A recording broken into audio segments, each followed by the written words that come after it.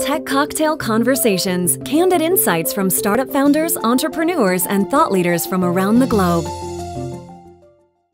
Hey, I'm Rohit Bhargava, and I have written a book called Likeonomics, and I lead global strategy at a big marketing consulting company called Ogilvy. Likeonomics is my attempt to describe the way the world already works. And really what it is a book about why we do business with people we like, and how likability is a prerequisite to trust. We just don't trust people that we don't like. The biggest thing I learned writing Likeonomics, I think, was about how much we have to learn from history if we just don't focus on the now. And I think that's such a big thing because there's a lot of us who look at the latest thing that launched on Mashable, and we read Tech Cocktail, and keeping up to date with today is really cool.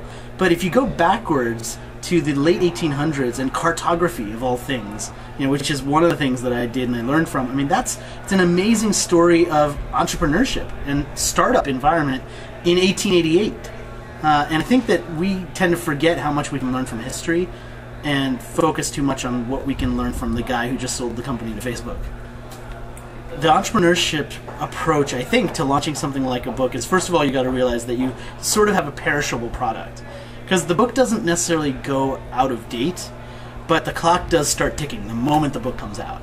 And especially when you look at the way that momentum is reported, it's really like a Hollywood film. You might have a great film, but if you don't do really well the first week, nobody's going to find out about how great your film is because you didn't land it the first week. And so the big thing I learned is that it's not enough to have a great book. You have to have a great book and really focus on the timing of how you get that out to everybody, because otherwise people won't find out that it's such a great book. That's the art of the launch, and it's the art of timing, really. And so for me, one of the biggest things in thinking about the book and thinking about the book itself, the concept of it, was this idea that having something great isn't enough. Because if everybody who had something great succeeded, we'd have a perfect world. But we don't. Great products, great people, great ideas fail all the time.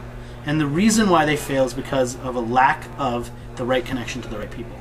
And so really what I wrote about was how to take whatever your idea is, whatever your product is, if it's a startup, if it's a product, if it's just an idea, and connect it with the right people, because that's what's going to make it successful or not. One of the big things that I realized pretty quickly is writing a Onomics book makes you an easy target for a lot of people, because people like to make fun of Onomics. Oh no, not another Onomics book, come on. We have Wickonomics, we have Freakonomics, we have Spouseonomics, we have Emotiononomics, we have Sharkonomics, and there was a New York Times article, by the way, a true story, called Kardashianomics, and it was all about the economics of the Kardashian family. So, I mean, seriously, who needs another Onomics book? So I had a lot of negativity from people who saw that and they were like, oh god, another buzzword, come on. And for me, I could have just been like, oh my god, now I gotta change the name, or I gotta rethink this, or I could just say, you know what, the name is the name. But I'm not trying to be quirky with it. I'm trying to describe something that's actually happening, and yeah, I chose a buzzword, but the book is more substantial than that. And let me tell you why. And that's what I did, and that's how I responded to people on Twitter, authentically. And I said, you know what? Yeah, it is a buzzword. I admit it. It's a made-up word. It's a buzzword. It's all done to get people talking. But there's real substance behind the idea of the book. And you know what? I'm a real guy who sat there and wrote it. And people really respond to that because it's a lot easier to bash a buzzword than it is to bash a real guy who's responding to you and saying, you know what? This is my book, and I worked really hard on it. One of the big things I think you realize when you launch a book, but I think anybody launching a product also has to realize is, are you expecting something that will happen, or are you praying for a miracle? And praying for a miracle might work in a few cases, and we usually see AMC family documentaries about it, and that's cool.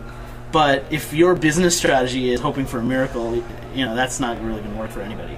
So for me as an author, when I was launching the book, one of the things I realized was just hoping that writing a great book is going to make it a bestseller is totally false.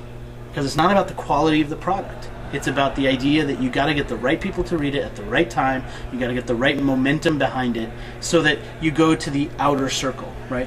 The inner circle, no matter how big or small it is, are the people you can reach. If I had 1 million people on Twitter, that's still an inner circle. It's a big inner circle, but it's still an inner circle.